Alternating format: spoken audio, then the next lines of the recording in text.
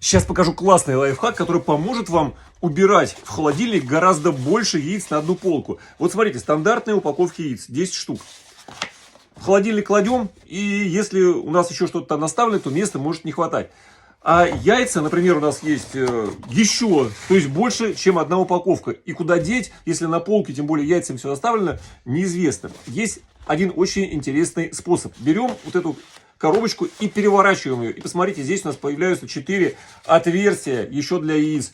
Сюда можно смело вложить еще 4 яйца. Таким образом, одна коробка, которую вы берете на полку в холодильник, будет вмещать не 10 яиц, а 14, а 2 коробки 28, ну и так далее.